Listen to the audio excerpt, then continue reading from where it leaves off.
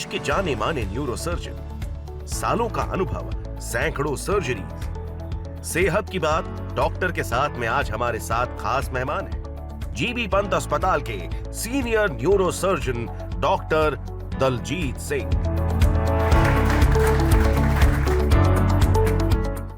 तो हमारे साथ आज न्यूज रूम में मौजूद हैं doctor Daljeet Singh, professor director neurosurgery GB Pant से। आपका बहुत बहुत स्वागत है सर। आज आपसे तमाम मुद्दों पर बातचीत होगी, लेकिन न्यूज़ रूम के सवाल भी लेंगे। तमाम लोग आपका इंतजार कर रहे थे क्योंकि बैक एक हो, माइग्रेन हो, ये तमाम तरह की दिक्कतें सभी लोगों को होती हैं, सर्वाइकल पेन, तो उन तमाम चीज़ों पर बातचीत करेंगे। लेकिन सबसे पहले मेरे कुछ सवाल हैं जो मैंने तैयार किए हैं, उस पर बात होगी।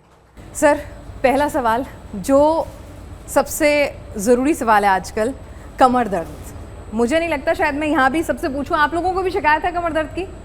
थोड़ी बहुत रहती है, तो सबको रहती है और घर में भी मतलब सुनने में आ जाती है, दोस्तों में सुनने में आ जाती है। 35-40 साल की उम्र में स्लिप डिस्क नाम सुनने में आ जाता है, क्या है ये? कमर दर्द एक बहुत ही कॉमन प्रॉब्लम है जो आजकल घर घर में है। आप ये लेके चलो कि स्टैटिस्टिक्स ये कहते हैं कि लगभग 60 साल की उम्र में 70 से 80% लोगों को एक ना एक बार दर्द हो चुका होता है कमर दर्द। और जैसे ही एज एडवांस करती है तो कुछ लोगों को कुछ टाइम के लिए आके चला जाएगा और कुछ लोगों के लिए ये क्रॉनिक बन जाता है कि लगा ही रहता है दर्द। सो खाली कमर दर्द, अगर आप जैसे कह रहे हो कि स्लिप डिस्क की बात करें तो स्लिप डिस्क अगर मैं कहूँ कि 100 कारण हैं कमर दर्द के, तो उसमें से एक कारण जो है वो स्लिप डिस्क है। सर, ये स्लिप डिस्क होता क्या है? मतलब पहले मुझे लगता था शायद हम कहीं गिर गए, उसके बाद कुछ डिस्क है डिसलोकेट हो गई, लेकिन बाद में मुझे भी पता चला कि नहीं, ऐसा नहीं है। तो ज़रा दर्शकों को थोड़ा समझाएं कि स्लिप डिस्क है क्या?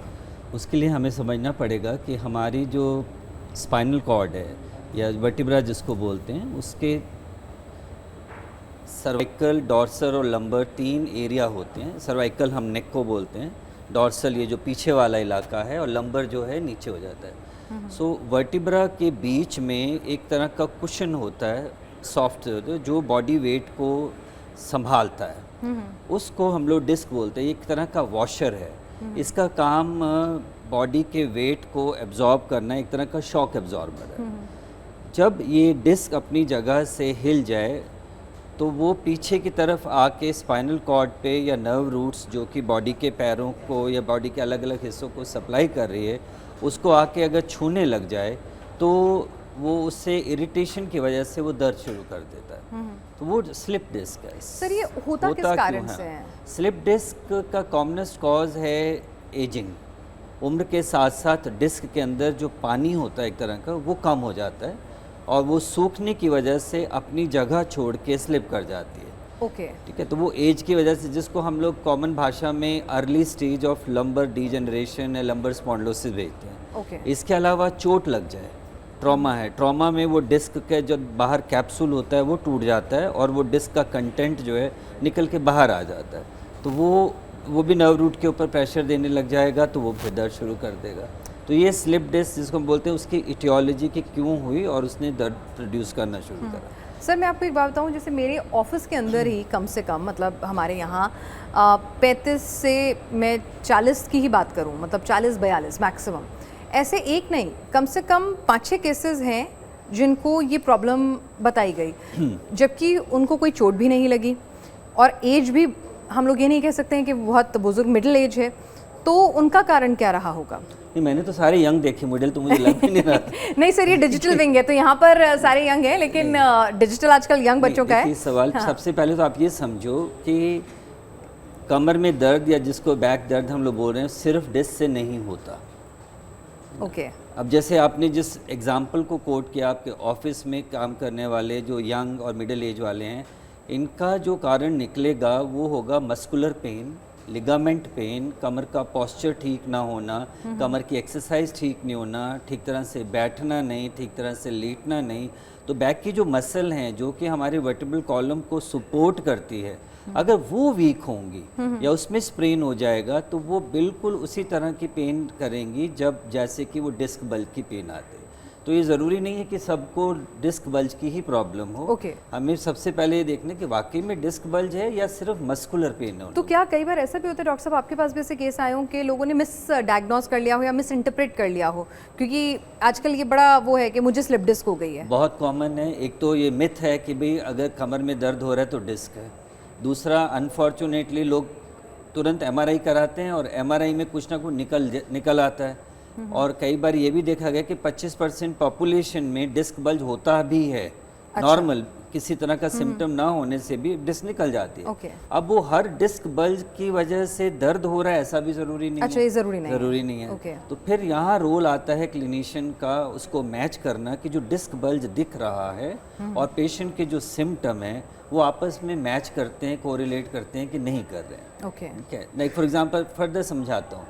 एक डिस्क बल्ज का है, उनका लेवल होता है L1, 2, L2, 3, L3, 4 अदर्स में। ये क्या है ये L1, ये L2 मतलब 5 लंबर वर्टिब्रा होते हैं पीछे जो है, उनका नंबर दिया हुआ है L1 तो स्पाइन के बैक में जो तो उसको L1, L2, L3, L4, L5। L5 जो ये 5 कमर के जो वर्टिब्रा हैं उसके अंदर जो डिस्क होती हैं L1 और L2 के बीच में L1 डिस्क कहलाती है, L2 और L3 के बीच में L2 डिस्क कहलाती है।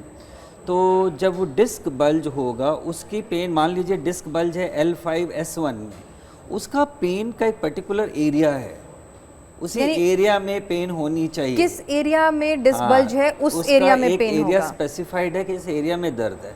और अगर एमआरआई में आपका डिस्क निकल आया मान लीजिए L1, 2 पे और हमारे हिसाब से पेन होनी चाहिए थी L5 के एरिया में, तो वो इंसिडेंटल एमआरआई में डिस्क निकल आई है। ओके, वो बाय चांस डायग्नोसिस हो गया, जिसको हम कहते हैं कि एक्सीडेंटली डायग्नोज हो गया, तो एमआरआई इमेज में आ गया। तो सो ये जो लीजन होते हैं इसको हम लोग कोरिलेट जब तक नहीं कर पाएंगे क्लिनिकली, न्यूरोलॉजिकली, तब तक कहना कि ये डिस्क बल्ज ही उस पेशेंट के कारण पेन का कारण है तो नहीं होगा। अच्छा सर, ये बताइए कि डिस्क जब होती है, लोअर बैक पेन होता है, तो बहुत सारे लोग जो हैं वो क्लेम करते हैं, ऐसा दावा करते हैं कि हम लोग थेरेपीज़ के ज़रिए, मसाजेस के ज़रिए इसको ठीक कर सकते हैं। कुछ डॉक्टर्स की मैंने ये टेंडेंसी देखी है कि जहाँ पर उनका सीधा क्लियर कट होता है ऑपरेशन करा लीजिए, फिर कुछ कहते हैं कि जी नहीं, ऑपरेशन सक्सेसफुल नहीं रहता है। तो एक आम आदमी ना कंफ्यूज हो जाता है कि सुने तो किसकी सुने। ओके, ये भी बहुत डिफ़िकल्ट सवाल है लेकिन बहुत ज़रूरी है समझना कि पहले तो जब हम लोगों को डिस्क बल्ज मान लीजिए मिली और वो उससे रिलेट कर रही है पेशेंट के सिम्टम को, तो उसको ट्रीटमेंट के लिए 90% जो ट्रीटमेंट है सिर्फ सेल्फ लिमिटिंग है, रेस्ट कर लें, बॉडी को सही पॉस्चर पे रखेंगे तो आराम आ जाएगा। फिजियोथेरेपी, ऑक्यूपेशनल थेरेपी या और उस टाइप के जो ट्रीटमेंट हैं उनका बहुत अच्छा रोल होता है, ठीक है, लेकिन वो उससे कराएं जिसको उसके जानकारी हो कि डिस्क बल्ज जो हुआ है उसका सिम्टम उसी से आ रहे हैं कि नहीं है। हर लेवल डिस्क प्रोलैप्स का ट्रीटमेंट अलग अलग फिजियोथेरेपी होगी, ठीक है। और डिस्क बल्ज की भी स्टेजेस होती हैं, कुछ स्टेजेस के लिए हमें ट्रैक्शन काम करते हैं, कुछ डिस्क बल्ज की ऐसी स्टेज अगर हम ट्रैक्शन लगाएंगे तो डिस्क बल्ज और बढ़ जाएगा। तो ये जो देने वाला ट्रीटमेंट देने वाला उसकी क्वालिफिकेशन, उसकी अंडरस्टैंडिंग, उसका एक्सपीरियंस, उसका समझ क्या है वो डिसाइड करेगा कि ट्रीटमेंट ठीक है, अच्छे हैं ट्रीटमेंट वो भी। हर डिस्क बल्ज में जाके ऑपरेशन कराने की ज़रूरत नहीं होती। अच्छा, कुछ लोग कहते हैं पेन किलर इंजेक्शंस होते हैं जो 6 महीने के लिए सर्वाइव करते हैं, उनका क्या कि 6 महीने आपको दर्द नहीं होगा अगर स्लिप डिस्क, ऐसा भी कुछ होता है क्या? नहीं, ऐसा तो कुछ है ही नहीं। कुछ नहीं है ऐसा कुछ नहीं कि 6 महीने इंजेक्शन हो ना। कुछ हैं जैसे एपिड्यूरल ब्लॉक है, ओजोन है, ये इंजेक्शन लगाए जाते हैं, इनकी अपनी इंडिकेशन है। और अगर उसमें लगा दिया जाए तो कुछ लोग 3 महीने, कुछ लोग 6 महीने, ये इन्हीं की बात कर रही हूं और मैं। कुछ लोगों को तो बिल्कुल भी आराम नहीं आता। अच्छा, नहीं भी आता, ऐसा भी हो सकता है। तो वो हमें सिलेक्शन करनी पड़ती है कि किस पेशेंट में हमें ओजोन लगाना है या ब्लॉक लगाना है या खाली दवाइयों से काम करना है। How safe are these injections? बिल्कुल सेफ है, सही तरीके से लगाया जाए बिल्कुल सेफ है, कोई दिक्कत नहीं। ठीक है, तो यानी कि स्लिप डिस्क पर तो हमने सर बात की कि मतलब ये कई अलग अलग कारणों से हो सकती है और इसकी कई तरीके होंगे और कहाँ है स्लिप डिस्क एक ही जगह नहीं हो सकती है। L1 L1 से लेके L5 तक अलग अलग लोकेशन पे भी हो सकती है और उसके क्लिनिकल सिम्टम से कोरिलेट करने के पेन किस एरिया में हो रहा है, उन तमाम चीज़ों से फाइनल डायग्नोसिस और फाइनल ट्रीटमेंट जो है वो तैयार होता है। अब मुझे बताइए कि लोअर बैक का पेन, ज़रूरी नहीं है हर एक को स्लिप डिस्क ही हो, लोअर बैक का पेन एक बहुत बड़ी प्रॉब्लम है और वो हम उसके साथ शायद जीना सीखते जा रहे हैं। मतलब मैं आपको सच सच बोलूँ तो शायद हम लोग कभी लंच पे बैठते हैं कि हाँ यार कमर में दर्द है, और हमारे वो ज़िंदगी का हिस्सा बन चुका है वो कमर दर्द। जिस दिन ज़्यादा होता है उस दिन थोड़ा सा सिकाई कर ली और फिर काम पे चल दिए। उसका कारण सबसे इम्पॉर्टेंट यही है कि हमारे जो रूटीन्स हैं दिन के वो बदल चुके हैं। हमारी फ़िज़िकल एक्टिविटी बहुत कम हो गई। ज़्यादातर हम लोग फ़िज़िकल एक्टिविटी के नाम पे जी उठ के नहा धो के हॉस्पिटल या ऑफिस पहुंच जाना, यही हमारी फ़िज़िकल एक्टिविटी हो गई है। हम लोग खेल कूद में या बॉडी के केयर में या अपने किसी तरह के एक्सरसाइज करने में टाइम नहीं लगाते हैं। आप एक ही लिए चलिए कि जो स्पाइन है उसको सपोर्ट करने वाली जो मसल्स हैं, like any muscle in the body, उनको भी एक्सरसाइज की ज़रूरत है।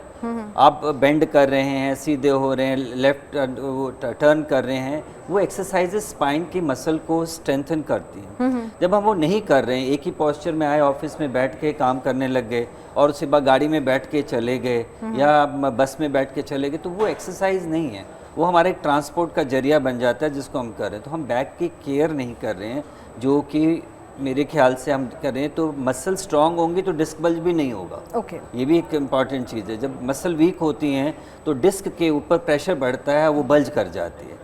तो बड़ा ज़रूरी है कि स्ट्रेंथनिंग एक्सरसाइज जिन्हें हम बोलते हैं, एक्सरसाइजेज हैं, वो हमें रेगुलरली करनी चाहिए बैक मसल। यानी कि डिस्क बल्ज के चांसेस भी कम हो जाएंगे अगर ऐसा कम होते हैं उससे, अगर हो तो।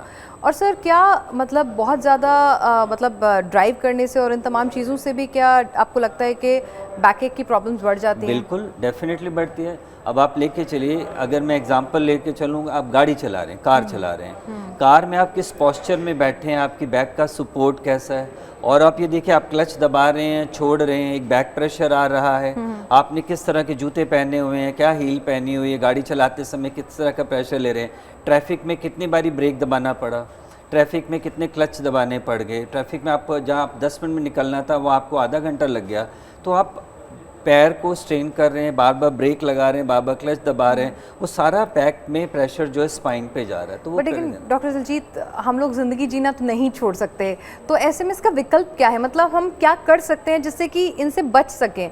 अब मेरा ऑफिस, मैं दिल्ली रहती हूँ, ऑफिस मेरा नोएडा में है। किस्मत ख़राब होती है तो 2 घंटे भी लग जाते हैं आने में, पूरा जैम रहता है, और अगर अच्छी होती है तो 1 घंटा तो कहीं नहीं गया, 1 घंटा 10 मिनट। तो ऐसे में ड्राइव करना मेरी मजबूरी है, तो क्या किए? आप, बड़ा अच्छी सवाल है ये भी। आप ये लेके चलिए, 2 घंटे आप ड्राइव करके आए हैं तो आप अपने बैक की वो 2 घंटे आपने उसको बहुत टॉर्चर करा 2 घंटे के लिए। ओके, तो अब आपको 2 घंटे के लिए उसको बेचारे को मरहम तो लगाना है ना कुछ, आप रेस्ट करिए बैक को, या कुछ ऐसी एक्सरसाइज करिए कि जिससे बैक के जो डैमेज हुआ था वो कुछ मिनिमाइज हो जाए। ठीक है ना। अब आपके एग्जांपल दूं, अगर आप 2 घंटा ड्राइव करके आ रहे हैं, आपने मसल ऑलरेडी ओवर एग्जॉस्ट कर दिया, ऐसे में तो आप रेस्ट करिए, अच्छी तरह से बेस्ट रेस्ट करिए, सोना चाहिए, स्लीप करना है। अगर आप सोओगे नहीं, बैक पेन बढ़ेगा। ओके, अगर बैक पेन और नींद का भी कुछ कनेक्शन बहुत है? एनी पेन का नींद से का रिलेशन है। बॉडी के किसी भी हिस्से में पेन हो और दर्द, और बैक पेन का तो खास कर है, क्योंकि बैक की मसल जो हैं वो रेस्ट के तभी पे आएंगे जब हम अच्छी तरह से सोएंगे। जब हम सोते नहीं हैं तो बैक की जो मसल हैं वो भी एक तरह से जागी हुई हैं, वो भी कॉन्ट्रैक्ट कर रही हैं। आप बेशक बिस्तरे पे पड़े हुए हैं, लेट रहे हैं, जिसमें आप कभी फील करेंगे कि आप बैक में पेन हो रहा है। पेन तब हो रहा है जब वो उसमें से किसी तरह की इरिटेशन हो रही है। जब हम स्लीप में चले जाते हैं तो मसल रिलैक्स हो जाती है। जब मसल रिलैक्स हो जाती है तो उन्हें समय मिल जाता है पेन को कम करने का। अब इसी एग्जांपल को मैं थोड़ा सा और विस्तार में बताऊं, जब हम मसल की एक्टिविटी बढ़ाते हैं तो वहाँ लैक्टिक एसिड इकट्ठा हो जाता है। जब हम सोते हैं तो लैक्टिक एसिड वॉश अवे हो जाता है। अब वो हम सोएंगे अगर नहीं तो वो वहाँ इकट्ठा होकर बैक में, ये डिस्क का पेन नहीं कर रहा, ये मसल की पेन है जो बैक में आपको करती रहेगी। तो बैक में कितने तरह के पेन हो सकते हैं? मतलब अगर मैं एक लेमैन की तरह से पूछूं कि ठीक है, डिस्क तो एक बहुत ही सीवियर और एक अलग केस हो गया, अलग चीज़ है, अलग चीज़ हो गई, लेकिन डे टू डे रूटीन में अगर किसी को बैक पेन की शिकायत है तो उसके कारण अलग अलग क्या हो सकते हैं आपकी नज़र में? ये भी एक अच्छा सवाल है कि 50% लोगों में डिस्क नहीं है, मसल्स हैं, मसल को सपोर्ट करने वाले लिगामेंट्स हैं। डिस्क के अलावा जॉइंट्स होते हैं, एक वर्टिब्रा का दूसरे वाला, उसको फैसेट्स जॉइंट बोलते हैं, वो हैं। ये हमारा स्पाइन से रिलेटेड पेन जो है उसकी बात कर रहा हूँ।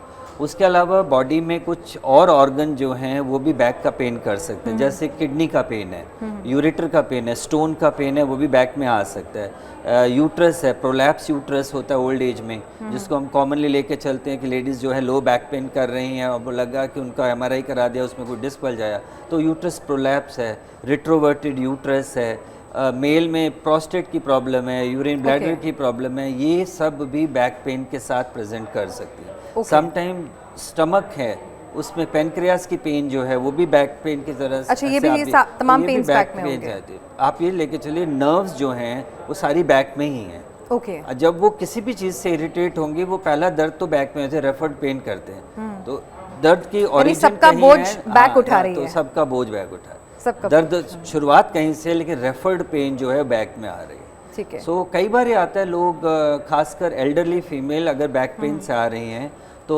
यूट्रस प्रोलैप्स, रेक्टल प्रोलैप्स, ये सब कुछ कारण है। मेल में ब्लैडर की प्रॉब्लम, प्रोस्टेट की प्रॉब्लम, हमें साथ साथ पूछ लेनी चाहिए कि कहीं वो तो नहीं कोएग्जिस्ट कर रहा है जो, और ये भी हो सकता है दोनों की वजह से पेन हो रही हो। अच्छा, दोनों कर रहे हो। हमने एक ट्रीट करा, पेशेंट को पता लगा जी पेन कुछ हद तक तो ठीक हुआ, लेकिन दूसरे कंपोनेंट का ट्रीटमेंट अलग था, वो पेन चलता चला जा रहा है। ठीक है। तो यहाँ क्लिनिशियन का बहुत बड़ा अहमियत है समझने के लिए उसको कि क्या। सर, कुछ दवाइयाँ होती हैं मसल रिलैक्सेंट, और आजकल लोगों ने उसको, इंडिया में कानून तो है नहीं कि आपको डॉक्टर के पर्चे पे ही सारी मेडिकेशंस जो हैं वो मिलने वाली हैं, तो मैंने देखा है कि कुछ लोग, मैं दवाई का नाम नहीं लूँगी या रिफ्रेन करूँगी, लेकिन कई लोग पॉप करते हैं ऐसी पिल्स, जब भी उनको रहा होता है तो वो मसल रिलैक्सेंट जो मार्केट में अवेलेबल है उनको पॉप कर लेते हैं, उससे उनका हफ्ता भर का काम चल जाता है, फिर वो, तो ये कितने खतरनाक है? मतलब देखिए, आप इसको ऑनेस्टली बताऊं, once in a blue moon आपने ले ली, ठीक है। अगर आपकी हैबिट बन रही है तो किसी भी दवाई को रेगुलर लेना तो ठीक नहीं बात है ना। जितने मसल रिलैक्सेंट हैं ये स्टमक खराब करते हैं। ओके। ठीक है, अल्सर प्रोड्यूस कर सकते हैं, आपके इंटेस्टाइन की मूवमेंट खराब कर सकते हैं, तो वो इरिटेशन करके दर्द तो आपका ठीक हुआ, लेकिन स्टमक की प्रॉब्लम और शुरू हो गई, लूज मोशन शुरू हो गए।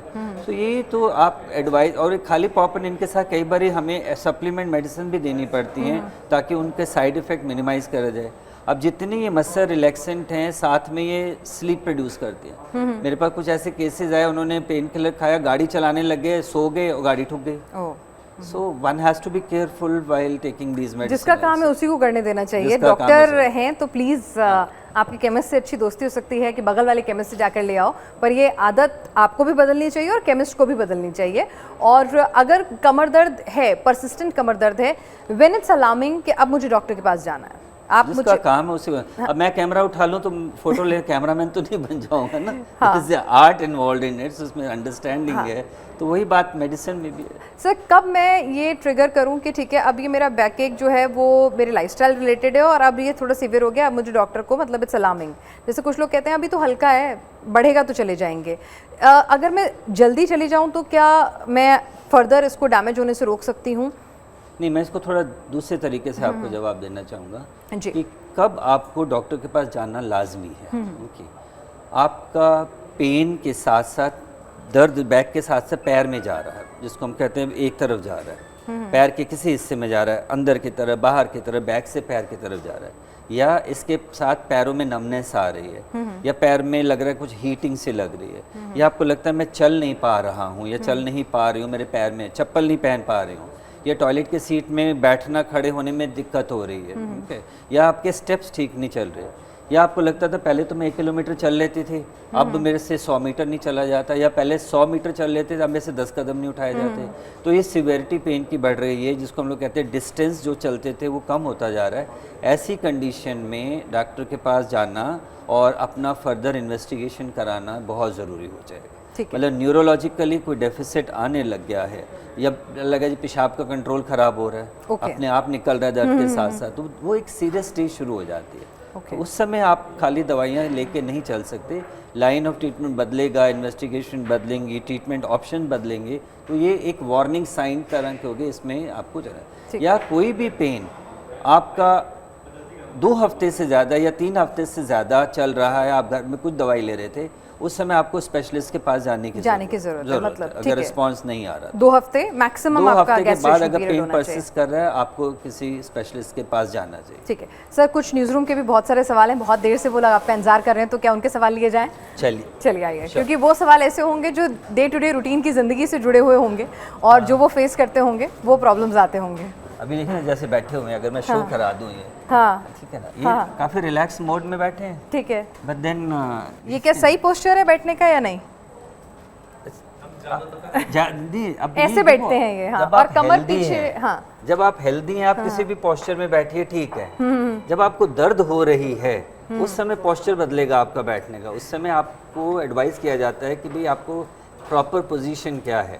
अब जैसे आप पहले बैठे हो, जैसे उस समय बैठ जाइए, जैसे ना, जैसे पहले रिलैक्स था, जैसे पहले थे, हाँ। ये ठीक है, इस समय आपको कोई तकलीफ नहीं। यही आप बैक पेन के साथ होते तब ये आपको एडवाइस नहीं किया जाता। अच्छा, अगर बैक पेन है तो ऐसे नहीं बैठ सकते? ऐसा एडवाइजेबल नहीं है, क्योंकि जब हम ऐसे बैठे होते हैं स्पाइन का पूरा प्रेशर हमारी वो डिस्क के थ्रू जाता है। सर लेकिन इसमें तो हम पीछे अगर नहीं, पहले पोस्चर की बात कर रहा हूँ, वो ना डिस्क का प्रेशर बढ़ जाता है। आप अच्छा। इसी को आप सीधा बैठो, आप इसी को आप देखो, एक सेकंड, आप ये देखिए, there is a space now. हाँ। अब ये स्पेस थोड़ा सा आप और आगे हो जाइए। ये स्पेस जो ना बैक वाले के लिए ठीक नहीं है। अच्छा, उसको रेस्ट नहीं मिल रहा। अच्छा, ठीक है, जब ऐसा स्पेस होगा तो इसको बॉडी में इनका वेट जो है इसके थ्रू जा रहा है। अगर इसमें मैं कुछ डाल दूं, तकिया डाल दूं, कुछ बैक रेस्ट डाल दूं, तो जो मसल्स हैं वेट उसके ऊपर आ जाएगा, तो स्पाइन के ऊपर प्रेशर कम आएगा, वो रिलैक्सेशन होगी। या हमारी जो बैक है, इनकी बैक के साथ मैच करती हो, कुर्सी की बैक, कुर्सी की बैक अगर इससे मैच करती हो, इसमें स्पेस कम हो, वो उसके लिए आइडियल पोजीशन सर जब बैक एक हो या नॉर्मल रूटीन लाइफ में, जैसे अगर मुझे, ये मेरी ऑफिस चेयर्स हैं, तो अगर मुझे अपने ऑफिस पे बैठना होता है, हम सभी इन्हीं चेयर्स पे मोर और लेस, थोड़ा बहुत डिजाइन में फर्क होता है, सभी मोर और लेस इसी तरह से ऐसे बैठे हुए हैं तो ठीक नहीं है। नहीं है, ये ठीक है, पर मुझे तो कंप्यूटर पे काम भी करना है, तो मुझे प्रॉब्लम करेगा, तभी तो वो दर्द होती है। अच्छा, ठीक तो है, उसके तो लिए आपको ये हो जाता है कि जब आप आगे जाओ पीछे जाओ, सपोर्ट रहनी चाहिए। अभी जैसे आगे होंगे ना, तो back should be straight. Okay, कुर्सी की बैक स्ट्रेट हो, या आप उसके अंदर कुछ सपोर्ट डाल दें ताकि हमारी जो बैक है उसको भी रिलैक्सेशन मिलती रहे। ठीक है, तो ये जरूरी हो जाएगा। ठीक है सर। तो यानी कि अगर आप कंप्यूटर पे काम करें तो पीछे एक बैकरेस्ट जरूर आप खुद देखो, जब आपको काम करते करते दर्द होता है, आप क्या करते हो? पीछे जाके रिलैक्स करते हैं, हाँ। क्योंकि आप खुद ही उसे आप करते हो, इसीलिए अब देखो ये, हाँ, तो ये हम बॉडी के पोस्चर को एडजस्ट करने के करें, ये ठीक है। इसने कमर को रेस्ट दे दिया, जब दर्द हुआ तब रेस्ट दिया। बेहतर तरीका है कि पहले से ही आप पहले से ही सपोर्ट में बैठ कुशन लेके रखें। तो खासकर जब दर्द हो उस समय तो ये और ज्यादा जरूरी हो जाता है कि बैक का वो कैसे उसको रखा जाए। ठीक है, ठीक है। अब जैसे ये अब कुछ दिनों में ये कुर्सियों के ना ये शॉकर वो खराब हो जाते हैं, बिल्कुल सही कह रहे हैं आप पहले सीधे लेके आए तो कुछ दिनों के बाद टेढ़े होने लग गए, चलने लग गए, तो फिर वो काम तो नहीं करेगी, जबकि वो कुर्सियां स्ट्रेट बैक थी। ठीक है सर, वो कुछ कुर्सियां आगे भी हमने रखी हुई हैं, उस पर हम लोग आपसे बात करना चाहेंगे कि वो कुर्सियां जो हैं वो किस तरह से चूज करनी चाहिए अपनी ऑफिस चेयर जो होती हैं। कुछ सबकी बैक सही लगी हुई है, ठीक है, ठीक है ना। हाँ, तो सर ये बैक मेरी बात करने के बाद सीधे हो गए, लेकिन इनकी सबकी ठीक लगी हुई है, सही लगी हुई है। हाँ, तो इसमें ये जो अगर देखिए वहाँ अंकिता है हमारी कलीग, उनकी बैक पीछे थोड़ा गैप है, तो वो कंप्यूटर पे जब क्योंकि काम कर रही हैं। नहीं, ये ठीक है, इस समय कर रही है, चलेगी। अगर आप 30-35 मिनट्स तक इसी पोस्चर में बैठे रहेंगे, दर्द हो जाएगा। अच्छा, तभी इन्हें आना ही पड़ेगा पीछे, बैक अपने आप ही आना पड़ेगा। और या फिर लॉन्ग आवर्स ऑफ वर्किंग है कि आप टाइम ही नहीं मिलेगा मुझे करना है, इन दैट केस यहाँ पे आपको किसी ना किसी टाइप का सपोर्ट, कुशन, तौलिया, कुछ ऐसी चीज़ रख लेनी चाहिए। ठीक है। अंकिता, कोई सवाल आपका? हाँ सर, मेरे बैक में प्रॉब्लम रहती है, बैक के साथ साथ एक बार खड़े हो जाओ आप। हाँ, बैक के साथ साथ सर्वाइकल में प्रॉब्लम होती है। इतनी छोटी सी उम्र में बैक प्रॉब्लम देखो ना आप। मैंने कहा ना सर, ऑफिस में आप एक नहीं कई आप आइए तो हमारे साथ ये इशू रहता ही है। तो ये सर मुझे बैक में प्रॉब्लम रहती है, साथ ही साथ नेक में भी प्रॉब्लम रहती है। तो सारी कमर ऊपर से नीचे तक दर्द हो रही है। हाँ, मतलब यहाँ से ये वाला पोर्शन। अब आप दो चीज समझिए, एक तो ये छोटी है अभी, हाँ सर, और ये फिट भी है और वेट भी नहीं है, नहीं तो वेट भी नहीं है ना, तो बेसिकली यंग एज में भी ये तकलीफें आने लग रही हैं, वो खाली पॉस्चर रिलेटेड ही होंगी। अब जिसका सिटिंग जॉब है, काफ़ी देर तक बैठना है, ठीक है, एडिटिंग करनी है, स्ट्रेस है, वो तो दर्द तो आपके एज ग्रुप में मसल्स की पेन होंगी, ना कोई और कोई मेजर प्रॉब्लम नहीं होगी। हाँ, आप कंटिन्यूसली रहती है, 2 महीने से दर्द रह रही है, 3 महीने से दर्द रही है, आराम नहीं आ रहा, तब आप कंसल्ट करिए स्कैन वगैरह करा के चेक करने के लिए। लेकिन आप एक्सरसाइज करते हो? नहीं करते ना, तो आंसर आपको वही मिला है। वॉक करते हो आप?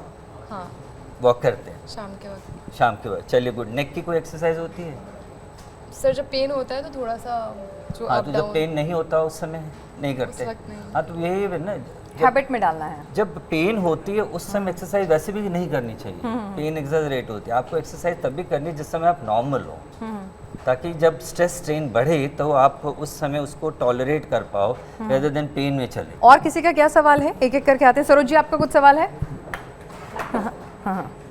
सर, कोरोना के टाइम में एक रिपोर्ट आई थी। वो रिपोर्ट ये थी कि जितने भी कोरोना मरीज हैं उसमें से 1/3 को न्यूरो की समस्या है। क्या जो अब ठीक हो चुके हैं उनके साथ भी यही चीज़ है, और अगर है तो उसे कैसे हम दुरुस्त कर सकते हैं, जो कोरोना मरीज कोरोना से ग्रसित हो चुके हैं? कोरोना से बैक पेन या कोरोना से कुछ और? न्यूरो की समस्या से बैक पेन सबसे ज़्यादा उसमें समस्या आती है, जैसे पीठ की दर्द। एक कोरोना हिप भी उसको बोलते हैं, कोविड हिप। हाँ, में कोरोना में बहुत सारी प्रॉब्लम्स नर्वस सिस्टम की आई थी। ऑलमोस्ट हर ऑर्गन की प्रॉब्लम आई थी। वो एक वायरल डिसीज़ है, उसने वायरस ने बॉडी के हर हिस्से को इफ़ेक्ट करा। कोई भी ऐसा हिस्सा नहीं था जिसमें वायरस का प्रॉब्लम नहीं हुई है। अब वो जब दर्द होती है तो लोगों को तकलीफ़ बताना भी होती है, बाकी जगह तो लोग टॉलरेट कर लेते हैं। तो लेकिन ये ज़्यादातर सेल्फ लिमिटिंग रहे हैं। कुछ ही में 1 साल 2 साल तो 2.5 साल अब जो डाटा आ रहे हैं वो कह रहे हैं कि सेल्फ लिमिटिंग है, अपने आप ठीक हो रहे हैं मेजॉरिटी में। कुछ हैं अराउंड 5% 10% में जिनमें ये परमानेंट डैमेज कर गए हैं। सर, कोरोना का जिक्र निकला है, हमारे टॉपिक से थोड़ा सा अलग है, लेकिन क्योंकि बात निकली है तो बात में बात कंप्लीट कर ही देते हैं। ब्रेन फॉग कोरोना के बाद कुछ लोग ऐसे कहने लगे हैं, या तो एक वहम हो गया है कि भाई मैं भूलने लगा हूँ बहुत ज़्यादा, या मेरी मेमोरी उतनी शार्प नहीं रही है। क्या सच में ऐसा हुआ है या ये मिथ भी है? आई don't no, answer scientific answer नहीं है। लोग कह रहे हैं कि हमारी मेमोरी में फ़र्क पड़ा है, और रीज़न ये हो भी सकता है कि जो मेमोरी सेंटर हैं अगर वहाँ पे वायरस इन्फेक्शन है तो मेमोरी इम्पेयरमेंट होगी। लेकिन उसको पूरी तरह से कॉज इफेक्ट रिलेशनशिप बना के कहें कि कोरोना से ही हो रहा है, I personally do not think that is the case. मेरा एक सवाल इन्हीं जो पिनाज ने पूछा उसी से थोड़ा सा और आगे है कि डिमेंशिया और अल्जाइमर ये कुछ ज़्यादा ही आ रहा है, ऐसा सर्वे वगैरह रिपोर्ट हमने देखी है, तो क्या इसको प्रिवेंट करने के लिए कुछ किया जा सकता है? अभी यंग एज में हम लोग कुछ ऐसे प्रिवेंशन। अच्छा, अब हम बैक से दिमाग में चले जा रहे हैं ना। सर, मैं कहता न्यूज़ रूम है, कुछ भी ठीक सवाल है, आएंगे। अच्छा सवाल। ये पहले डिमेंशिया अल्जाइमर बढ़ रहा है, ये तो फैक्ट है। पहले होता था कि 60 के बाद ही होता था, अब हम लोग 40s में भी लोगों को देखने लग रहे हैं कि भूलने की प्रॉब्लम हो रही है ना। अब ये 2 रीज़न है। एक, हम लोगों की जो लाइफ एक्सपेक्टेशंस है वो बढ़ रही है। ओके, लोग जो थे पहले 60 साल तक होता था, 60-65 जी लिए हो गए। अब हमारे हिंदुस्तान में 80 क्रॉस करना एक कॉमन घर घर में हो गया कि हेल्थ स्टैंडर्ड्स बढ़े हैं। दूसरा ये है कि भूलने के पीछे मेन कारण ये है कि हम लोग सब अपनी लाइफ में कहीं ना कहीं इतने ज़्यादा व्यस्त हैं कि हमारे पास मल्टीपल इनपुट्स दिमाग में आ रही होती हैं, और वो हम कहीं ना कहीं जो हमें याद रहना चाहिए वो लो प्रायोरिटी रह जाता है। आप अपना प्रोफेशन की चीज़ों में इतने ज़्यादा एंगेज होंगे कि आपको पता जी इनपुट जो जा रही है जिसको रजिस्टर होना है ब्रेन में जाके, उसको रजिस्ट्रेशन का टाइम नहीं मिला, और वो नया सिग्नल आ गया, अब उसको वो रजिस्टर, तो आप देखते यार मैं भूल गया। तो too much work, too much stress, too much work उसकी वजह से भी हो रहा है। It can be genetic also dementia? अगर yes, it can be genetics also. It can be it can be genetics genetic also. Okay, तो अगर किसी के पेरेंट्स को है तो क्या उसे कुछ अर्ली चेकअप्स कराने से कुछ मदद मिल सकती है? I don't think so. जब तक आपको तकलीफ नहीं है, मेरी एडवाइस ये है कि आप डॉक्टर के पास मत जाओ। नहीं, कई लोग डर रहे हैं, जैसे वन ऑफ माय फ्रेंड, उनके फादर को डिमेंशिया है, तो अभी वो खुद 50 साल के हैं, लेकिन बार बार ये टेंशन, उनको इस चीज़, अभी कुछ हुआ नहीं है लेकिन टेंशन ये रहती है पापा को है तो मुझे भी होगा, तो पापा उसके को लिए है तो मुझे टेस्टिंग भी होती होगा। है, one can get screening done. कुछ अर्ली क्वेश्चनर्स होते हैं, आप उन क्वेश्चनर को अटेम्प्ट करिए। अगर उसमें आपको हिंट मिल जाता है कि हाँ आपके पास अर्ली डिमेंशिया के फीचर्स हैं, तब तो उस तरह की एडवाइस लेनी बनती है। अगर आपने उस क्वेश्चनर में आपको लगा कि ठीक है, जब मान लिया आपका स्कोर कुछ आना था और आप उस स्कोर में आ रहे हैं तो नेट्स ओके, कोई ज़रूरत नहीं। ज़रूरी नहीं है। हाँ ठीक है, चलिए सर आगे बढ़ते हैं कुछ और सवालों के साथ। आपके पास कोई सवाल? हेलो, हेलो, कैसे हैं सर आप? आई एम गुड, आप बताओ। जी। सर, अब बेसिकली सर आजकल देखा जाता है जनरली कि लोग बहुत ज़्यादा स्ट्रेसफुल लाइफ जीते हैं। बेसिकली इसका रीज़न कुछ भी हो सकता है कि आपकी पर्सनल लाइफ हो सकती है या फिर आपका करियर होता है। मैं अपनी पर्सनली बात करती हूँ कि मुझे हेडेक का बहुत ज़्यादा प्रॉब्लम है और कोई मैं ये नहीं बोलूँगी कि 2-4 महीने से, ऑलमोस्ट 3 से 4 साल से। और वो होता है इस वजह से, जैसे मैं बाहर जाऊँ, मैं धूप में जाऊँ या फिर पोल्यूशन में जाऊँ तो मुझे सर दर्द होने लगता है। मैं थोड़ा सा भी स्ट्रेस ले लूँ मुझे सर में दर्द होने लगता है। मैं एसी में आ जाऊँ मुझे सर में दर्द होने लगता है। बहुत ज़्यादा असर पड़ता है। ये किस वजह से है? देखो, अब ये बड़ा डिफ़िकल्ट है कि बताना कि तुम्हें किस वजह से, लेकिन जो कॉमन कारण हैं वो है स्ट्रेस, हेडेक, माइग्रेन। ओके, ये दो कॉमनेस्ट इस एज ग्रुप में है। उसके अलावा और सिम्टम भी देखने पड़ते हैं कि इसके साथ देखने में कोई दिक्कत तो नहीं हो रही है। फॉर एग्जांपल इस एज ग्रुप में हेडेक के साथ में मान ला कि पीरियड्स नहीं ठीक आते, दिखना ठीक नहीं है, सो कारण बदल जाएंगे। लेकिन अगर खाली हेडेक है, हेडेक के साथ आप रेस्ट करते हो, सो ले आराम आ गया, तो 90% ये माइग्रेन या स्ट्रेस वाले हेडेक ही होंगे। ठीक है, अब उसको कम करना हम लोग ये कह सकते हैं, हम आपको ये करो, करना आपने है ना, कैसे स्ट्रेस कम करना। कुछ हार्मोन रिलेटेड एज के साथ भी होता है, आप एडजस्ट हो जाते हो धीरे धीरे करके। एज 40-45 तक जाके ये हार्मोनल हेडेक्स भी रहते हैं, उसके बाद बॉडी में हार्मोन कम शुरू होंगे तो अपने आप हेडेक भी गायब हो जाएगा। तो अगर नॉर्मल हेडेक हैं तो one has to learn to live with it. और कुछ दिनों में आपको लगता है कि जैसे धूप में जा रहे हो तो गॉगल्स लेने, अंडरस्टूड है, या शेड में रखना है। ठीक है, drink lot of water. Dehydration जो है वो हेडेक को प्रेसिपिटेट करता है। एंड मैंने ज़्यादातर देखे लोग आजकल पानी पीने को इग्नोर करते चले जा रहे हैं। ठीक है ना, ऑफिस में जाएंगे 2 घूंट पी लेंगे रेदर देन 2 बोतल पीने वाला, तो वो उसने ना drink lot of water, dehydration कम करो, अपने आप लगेगा जी हेडेक भी मेरा कम हो। और मेरे ख्याल से सर मेरे को ऐसा लगता है कि अगली बार जब हम आपको स्टूडियो में बुलाएंगे तो एक पूरा एपिसोड, क्योंकि हेडेक जो है ना वो अलग अलग तरह के बहुत बड़ा टॉपिक है, तो मैं चाहूंगी कि एक बार पूरा इसको हम कवर करें। अभी हम एक बार फिर से लोअर बैक पे आते हैं और मेरे ख्याल से ये सवाल लक्ष्मी हमारी ये एंकर हैं और इन्होंने अभी हमें दोबारा ज्वाइन किया। She is blessed with a very sweet daughter. तो लक्ष्मी, क्या तुम्हें भी ऐसी कोई दिक्कतें हुई जो डिलीवरी के बाद लोअर बैक पेन इश्यूज होते हैं? बिल्कुल मैम, मेरे दिमाग में यही सवाल था कि मैं सर से पूछूंगी। सर एक्चुअली ऑपरेशन से जब सी सेक्शन से बेबी होता है तो वो जो एनेस्थीसिया का जो पेन रहता है वो बहुत परेशान करता है। इसके लिए क्या करना चाहिए? क्योंकि ये सिंगल मेरी प्रॉब्लम नहीं है, मैंने अक्सर देखा है कि जिनको सी सेक्शन से बेबी हुआ है उनको ये पेन रहता है। लोग कहते हैं कि थोड़ा और टाइम रहेगा, लॉन्ग टाइम रहेगा, लेकिन ये टाइम क्या होगा और इसके लिए हम क्या कर सकते हैं? Please. Pregnancy itself pain, back pain का लीडिंग कॉज है फीमेल में उस एज ग्रुप में। और आप अंडरस्टैंड कर सकते हो कि बॉडी में एक वजन बढ़ रहा है, कर्वेचर चेंज हो रहा है, सारा जो वेट बेयरिंग है वो नॉर्मल ना आके आगे की तरफ शिफ्ट हो रही है, मसल्स जो हैं वो स्ट्रेच आउट हो रही हैं, तो ये पेन तो होता ही है। और देन आप ये लेके चलो, ये प्रोसेस जो है 9 महीने तक चला है, 1-2 दिन नहीं चला है, धीरे धीरे करके बॉडी की पूरी शेप जो है वो बदली गई। तो पेन इनवेरेबली होगा ही, अगर आप बैक पेन से मतलब सिजेरियन सेक्शन हो या वो ब्लॉक लगा के करे, जनरल एनेस्थीसिया से दें या नॉर्मल डिलीवरी हो, पेन होगा। बिकॉज मसल स्ट्रेच आउट हुई थी, वो नॉर्मल आने की जब कोशिश करेंगे तो उन्होंने दर्द में जाने जाना है। तो सर इसमें कितना लंबा पीरियड मतलब वेरिएबल है, 6 हफ्ते से लेके 6 महीने तक कुछ भी लग सकता है।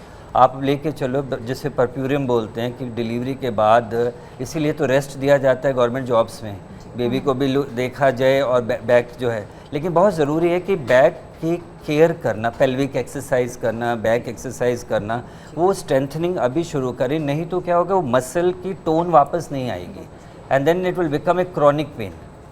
ठीक है, तो बेस्ट टाइम में पहले 6 महीने में जितनी भी बैक की मसल है उसको स्ट्रेंथन किया जाए। एक तो पेन ठीक होगी, बॉडी की शेप ठीक होगी, तो वो दोनों के लिए ज़रूरी है। और ये नॉर्मल है, it is called blessing of having a child, pain bearing है, तो हो जाएगा, ठीक हो जाएगा। ठीक है सर, एक सवाल, क्योंकि अभी हम यहाँ तीनों अलग अलग तरह की हील्स में हैं, मुझे लगता है ये सवाल यहाँ पर बनता भी है।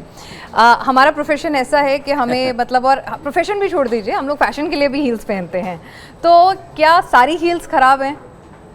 बहुत अच्छा सवाल है एंड आई एम ग्लैड कि आपने ये सवाल पूछा।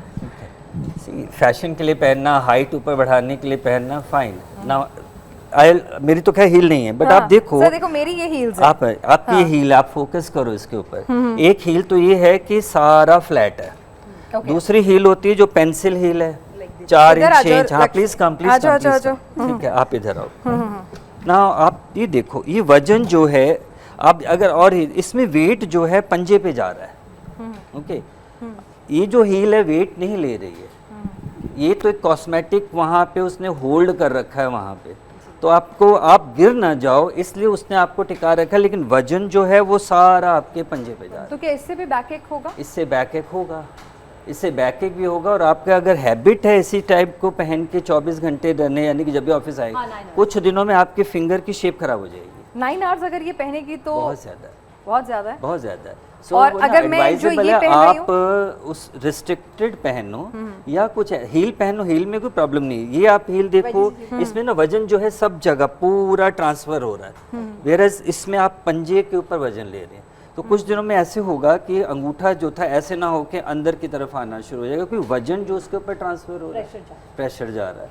सो आप किसी पार्टी में गए हैं, 1-2 घंटे के लिए चले गए हैं, that's okay, but then as far as possible इसको अवॉइड। अगर आपका वजन ज़्यादा है, मान लीजिए वेट ओवर वेट कैटेगरी में, ऑल द मोर रीज़न वो वजन उसके ऊपर जा रहा है।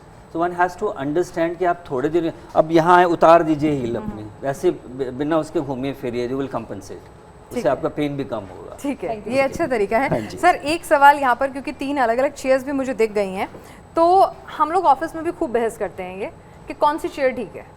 हम लोग जब एडमिन डिपार्टमेंट से कहते हैं नहीं ये वाली लाओ, ये बैक के लिए अच्छी है, एक बार ये वाली लाओ, ये बैक के लिए अच्छी है, ये कौन सी सबसे सही चेयर हो सकती है? डिज़ाइन के ऊपर मत जाइए, ठीक है, हमें ये देखना है जिसकी बैक रेस्ट, अब ये देखिए ये शेप ऐसी है, ये हमारी बैक के साथ मैच कर रहा है, ओके, दिस इज इसमें कर्व भी है, इसमें कर्वेचर भी है, ठीक है। और ये देखिए ये नीचे है, इसमें ये पूरा कवर नहीं करेगी, खाली इस हिस्से पर रखेगा। हम जब बैठते हैं हमें यहाँ तक सपोर्ट होनी चाहिए, ओके, ठीक है, यहाँ तक जितना ऊंचा होगा उसमें आपका एंटायर बैक जो है उसको सपोर्ट मिल जाएगी। एक बार जितना बैठो। नीचे होगा ना, हाँ बेटा बैठो जरा, दिस इज ओके, इसके यहाँ तक जा रहा है, ठीक है, ठीक है। अब ये जब ये नीचे, दिस इज नॉट गुड, ये जो पीछे का पीछे झूलना हो जाता है ना, ये झूलने वाली चीज़ें जो होती हैं ये आपको खिलौने वाली बात तो ठीक है, लेकिन बैक रेस्ट नहीं है। बैक रेस्ट अगर मैं ये लेके चलूँ ये तो बेहतर है। अगर हम इसको जब अगर हमें बैठना है तो ये लॉक भी हो जाती है, तो इसकी बैक लॉक करके बैठना है, हाँ, इसको झूलते हुए हाँ, नहीं रहने हाँ, देना है। हाँ। मगर अब बीच में थोड़ी देर, अभी हर 1 मिनट में झूल लिया, आगे चले गए पीछे चले गए, एक तो आपका काम से वो अटेंशन स्पैन कम हुआ, और दूसरा जो है इसके झूलने से आपके बैक को नुकसान ही है, फायदा नहीं हो रहा। ठीक है। अब सर, इस टाइप ये वाली चेयर के बारे में भी हम बात करना चाह रहे हैं। इसमें क्या है, नीचे कुशन है वो थोड़ा हार्ड रहता है, ये थोड़ा कुशन्ड है, तो क्या बेटर होगा? अब 2 चीज़ें, एक बैक है और एक नीचे वाला पोर्शन। जब हम बैठते हैं तो हमारा जो सेक्रम वर्टिब्रा और कॉक्सिजर वर्टिब्रा उसके टिप पे वेट जाता है, वो टेल बोन जो टेल होता बोन है जिसको हाँ। बोलते हैं। अब वो टेल बोन के लिए कुछ जो बहुत हार्ड है वो तकलीफ देने लग जाएंगे, उसमें कुशन वाले जो होंगे वो रेस्ट करने से उसको फ़ायदा होता है, जिसकी टेल बोन में पेन है। अदरवाइज ये ज़्यादा हार्ड ना हो, ज़्यादा सॉफ्ट भी ना हो, उस टाइप की चेयर कुशन्स अवॉइड कर सकते हैं, बस बैक रेस्ट जरूर लें। नहीं, वो अगर आपके लो बैक में है तो आप कुशन यूज़ करेंगे, पीछे के लिए अगर बैक पेन है तो आपको उस लेनी है, बैक को उसके साथ एडजस्ट करना है। आप नॉर्मल हैं अगर कोई तब भी दिक्कत नहीं है कोशिश करिए कि आप फिर भी बैक को सपोर्ट करिए ताकि पेन आए ना बाद। आए ना, बैक रेस्ट हर चेयर के साथ इज अ गुड थिंग।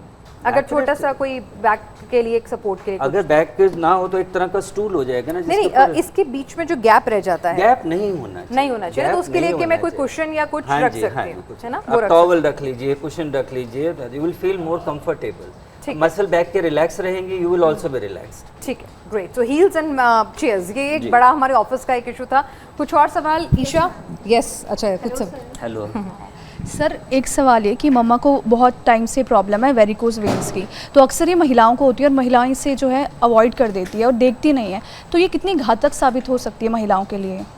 अब वेरिकोज वेन जो है एक तरह का ना, पहले आप समझो ये है क्या, हमारी वेन्स के अंदर वेल्व होते हैं जो कि ब्लड को पैरों की तरफ जाने दे, वेन्स ब्लड जो है पैर से हार्ट की तरफ लेके जाती है, उसके अंदर इस तरह की वेल्व होती हैं। वो वेल्व जब ब्लड ऊपर चले जाता है तो नीचे ना गिरे, तो उसको ये वेल्व जो है उसको रोक के रखता है। जब ये वेल्व वीक हो जाती है तो पूरा का पूरा ब्लड जो है पैर में आने लग जाता है और इधर उधर की सारी वेन्स खुल जाती हैं, ठीक है। तो ये वैसे इतनी घातक बीमारी नहीं है, इससे डेथ नहीं होती घातक, अगर मैं ट्रांसलेट करूँ तो लेकिन एक तरह का पैर में दर्द होना, रेडनेस रहना, या कभी कभी उसके अंदर ब्लीडिंग होके अल्सर बन जाना, इस टाइप की चीज़ें होती हैं। उन्हें अपने पैरों में क्रेप बैंडेज या स्टॉकिंग्स पहन के रखनी चाहिए। रात को सोते समय पैर को ऊंचा करके रखें और चेक करा लें कहीं उनको कोई ज़्यादा फाइब्रॉइड वगैरह तो नहीं है, यूट्रस में तो दिक्कत नहीं है, उसमें भी इस टाइप की दिक्कतें आ जाती हैं। तो अगर वो सब ठीक है तो खाली ये वेन्स की प्रॉब्लम। ठीक है, और किसी के सवाल कुछ हमारे पास?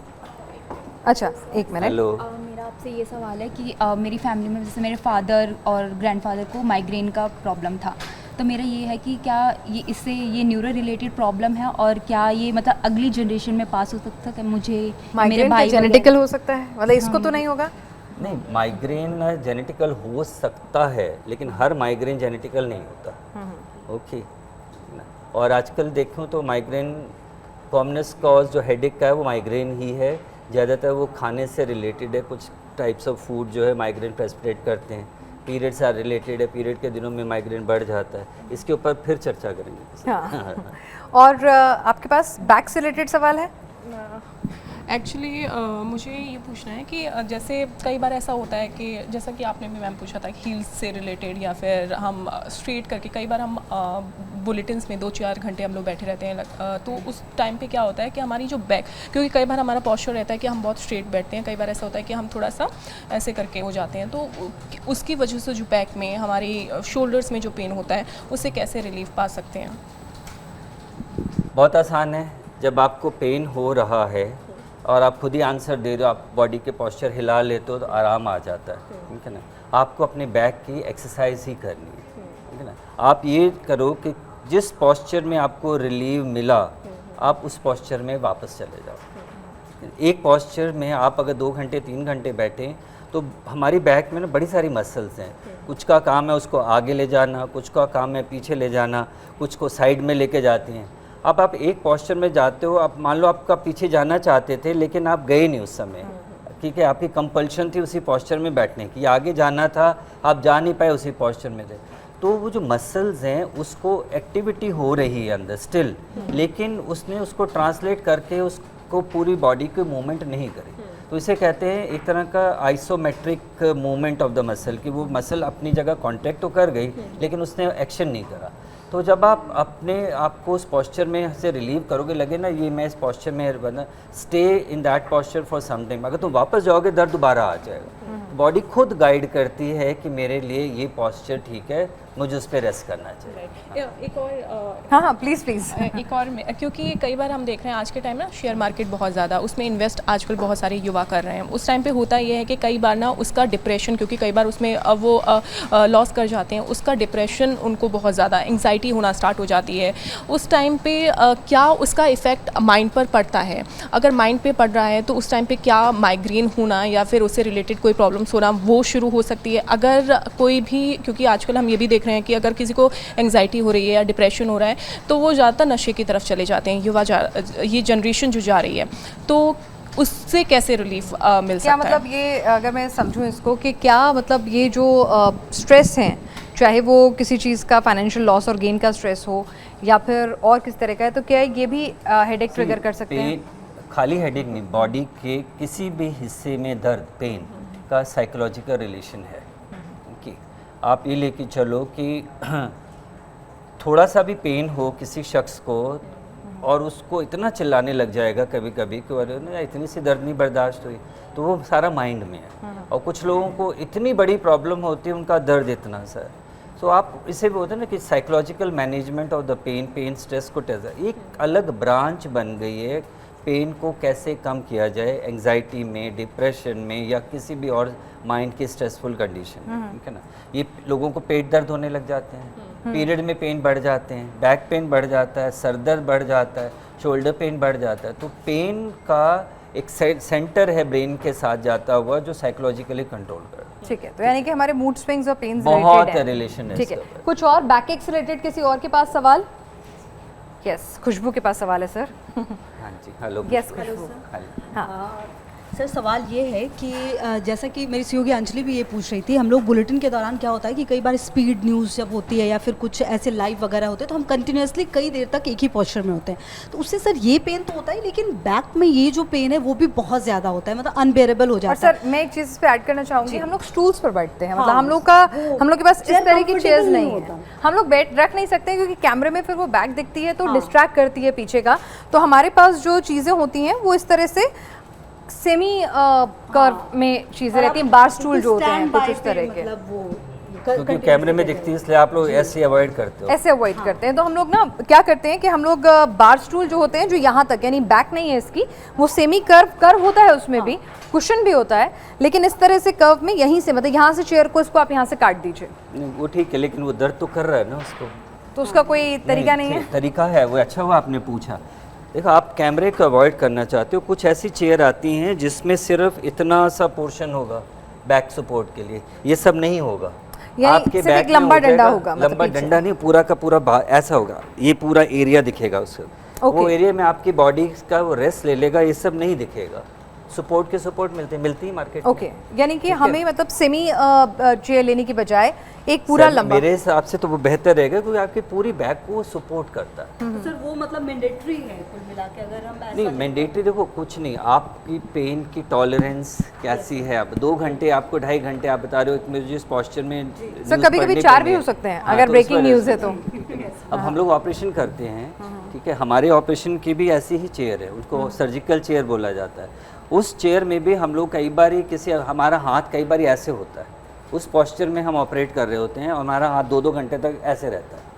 अब आप करो 2 घंटे तक मेरा हाथ अगर इस पोजीशन में है और मेरी बैक स्ट्रेट है, नेचुरल है मुझे पेन होगी। जब हम खड़े होते हैं तो हमसे खड़ा नहीं हुआ जाता, पेन हो रहे होते हैं। ये प्रोफेशनल हैज़ार्ड्स हैं, लेकिन वो ठीक है, उसके बाद आपको बॉडी की मूवमेंट करनी है, वो रिलैक्स हो जाएगा, ठीक है। But then if there can be a support, अगर मुझे स्टूल पे बैठ के ऑपरेशन करना पड़े, I will not be able to sit for more than 15-20 minutes.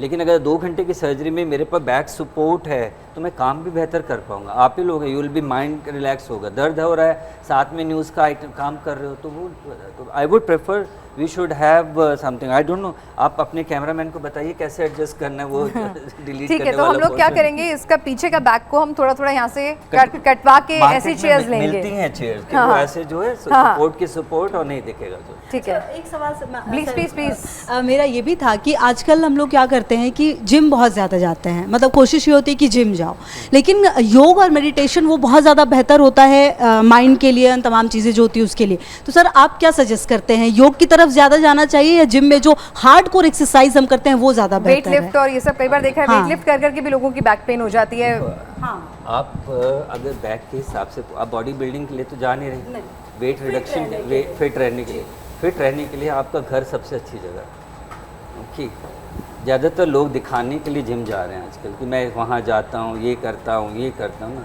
उससे बचें। रील्स और इंस्टा भी अपडेट करना है सर। ठीक है, तो वो दिखाने वाला जो काम है ना वो उतना तो ठीक है। ऐसे लोगों ने डंबल उठा लिया, फोटो खिंचा ली, पोस्ट कर ली, वो सब ठीक नहीं। क्या हेवी लिफ्टिंग भी एक नुकसान अवॉइड होती है?